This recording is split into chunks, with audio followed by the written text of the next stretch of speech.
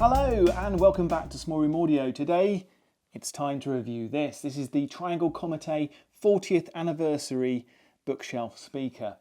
And it is a looker, isn't it? First of all, you can't help but think this is going to sound good because it looks good. I mean, really, for me, this is a beautiful thing with a really nice finish, which you probably can't really appreciate in this video, but it is of high quality. Of course, it isn't a budget speaker. It comes in at £1,500, and we all know that the £1,000 to £2,000 bracket is super competitive, so it has to find its own niche and angle to be able to compete.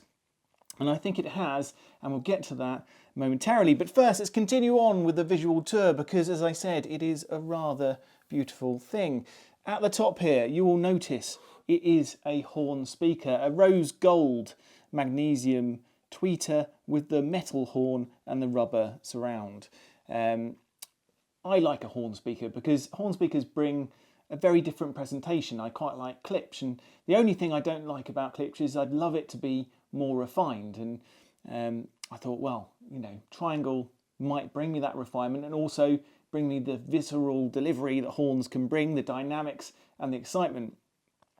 And with this horn in tow, it's off to a good start. It looks awesome. Couldn't wait to listen to it when I got it out of the box. Worth saying, actually, the unboxing experience was also high quality, very nicely double boxed, beautiful presentation in the box with nice Triangle 40th anniversary bags over the top of the speakers as well. So yeah, really good start and impression when you take it out of the box. Moving down, you've got a 6.5 paper woofer, cellulose woofer, very similar to the one that's used in the Borea range below this, and as I know from owning and listening to those speakers, they do mid-range and palpability very well. Then at the bottom we've got two ports to allow you to put it nearer to a wall because it is front ported rather than rear ported. Spin it round, you can see that it's quite a big speaker. So my initial thought was, well, this is going to pump out a decent amount of bass. I was wrong on that one, but we'll get to that later. On the back, really nice binding posts, beautiful heavy quality here.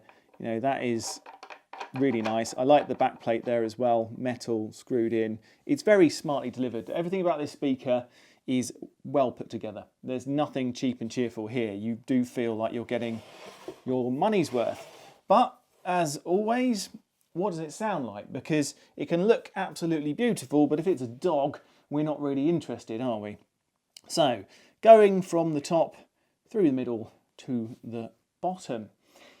The star of the show is that tweeter, because you're not getting actually a visceral performance through the horn. In fact, you're not getting anything beamy at all. What this does is give a very airy presentation. So if you like lots of floaty sounds and a big wall of sound that is very high and wide, lovely sound staging, this tweeter gives it to you. It also gives you brilliant details. I mean, it really does kind of grasp the details from the music, kind of grinds it out and gives a very nice airy presentation that's very, very refined. So opposite to clips, this isn't visceral, this doesn't give you kind of a huge amount of attack, but it does give you the refinement that that horn on the Klipsch, or many Klipsch speakers, doesn't give you. So we're off to a different sort of horny speaker.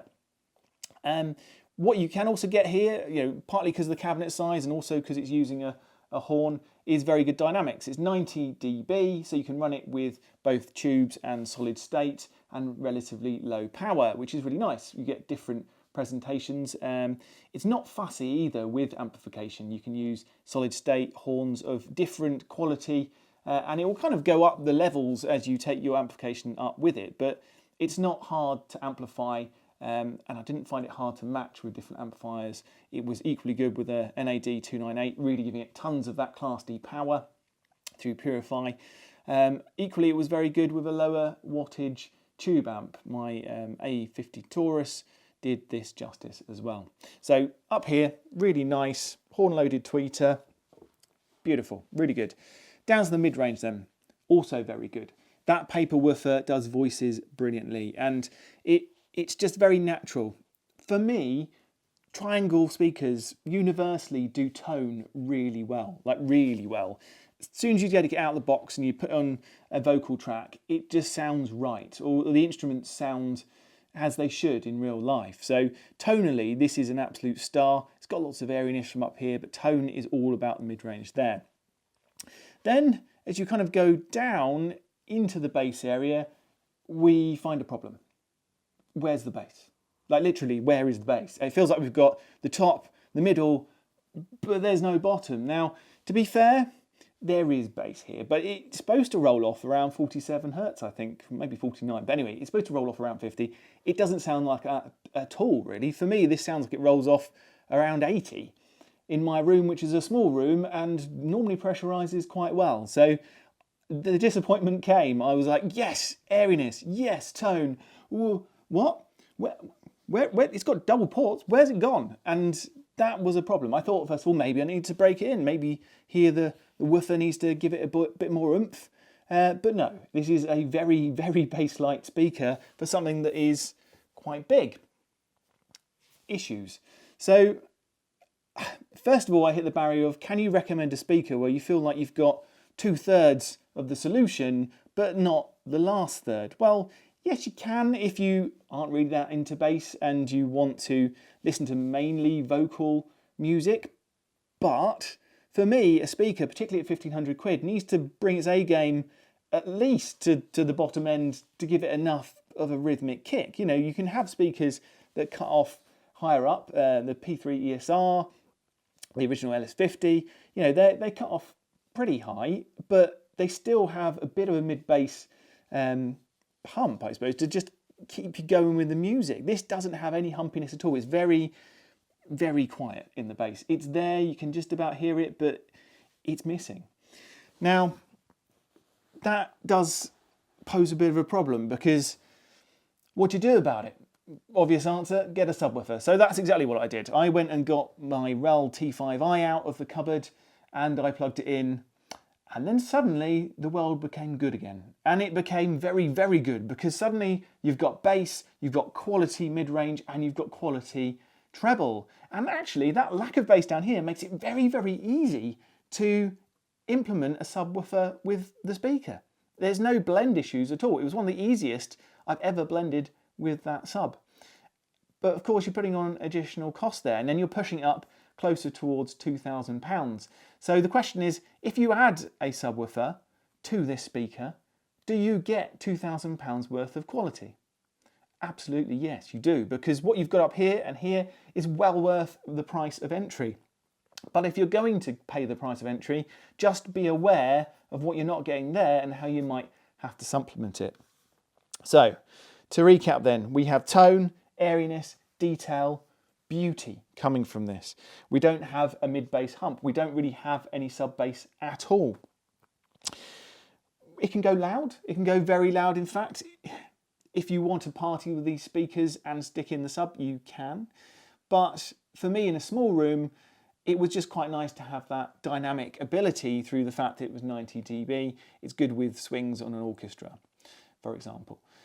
Imaging and soundstage. As I said before, soundstage is very good. This is high and wide, and actually you've got a sense of depth as well.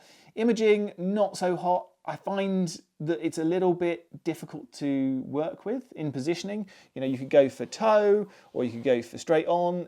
Getting a center image is a bit of a pain in the bum. It can be done. You can certainly get there, and it can sound good, and it can image okay.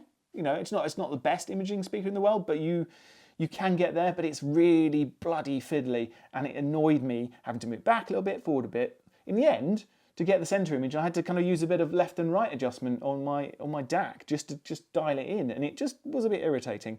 But when you get there, it does pay off, and you have a nice presentation where it's not that specific, but it is big and feels like you're in a very atmospheric presentation, which is very pleasant indeed. So what else do you need to know? Well, I think for me, what's really important with this, to get the best from it, you have to be ear height with that tweeter.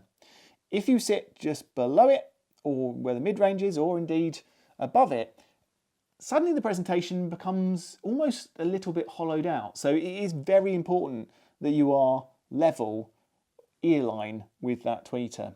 I'd say that and stress it again. for me, that's really important when you're setting them up. And they are a bit fussy to set up, but that bit gives you the best tone. So then, it's time for comparisons. This is in the 1 to 2K segment. That is a really, really competitive segment, and it's really important that we look at the other options available. And I would urge all of you, if you're looking to buy a speaker in this segment, absolutely listen to as many speakers as you can, because they do differ wildly in their sound and presentation. The good news is that you can get some fantastic speakers in the 1 to 2K bracket, this one included. I've said already that it is slightly compromised in the bass area, but compared to the other comparisons that you'll get in a moment, not any of them have a horn. Not any of them have this sort of detail retrieval. So do think about what it is that you value and what it is that you like when purchasing a speaker. So let's talk the KEF R3s.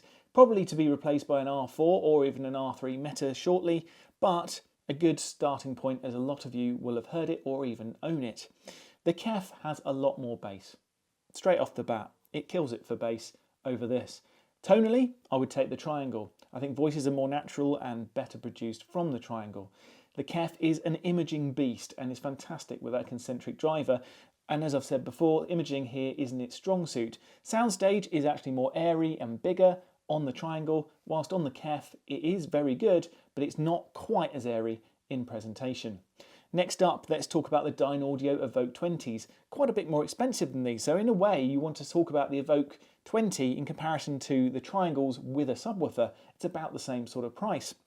And that is quite a hard choice, because with the subwoofer in play, the Dynaudios, well, they almost come second, I think, to the Triangles. However, if I was to take a speaker on its own without a subwoofer, I would take the Dynaudio Evoke 20 every day over this Triangle speaker, simply because it's more rounded and has the bass there that this doesn't have. Similarly, the Neat Iota Alpha, that's a very well-rounded speaker, slightly different presentation, really does major on rhythm and timing and gets you boogieing around the room.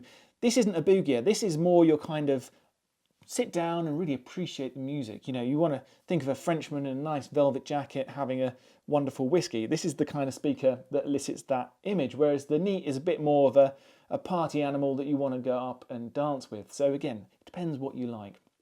There are loads of other speakers in this segment as well. I'm trying to think of others which might be similar. I think actually the one that I did review last year, which does have a horn, is a Tannoy Autograph Mini. Now that is much smaller than this, and in a way also suffers from not having very much bass.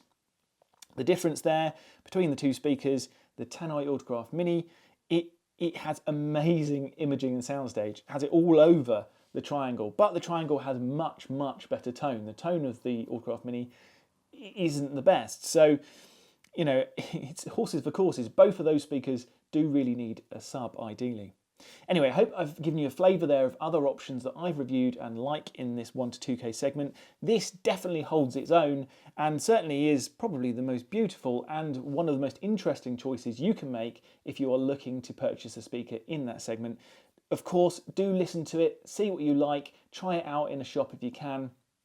I think the Triangle should definitely be on your list to consider. It has its problems, but it also has its very, very great strengths. If you'd like this review, please do like and subscribe, and we'll see you back here very soon.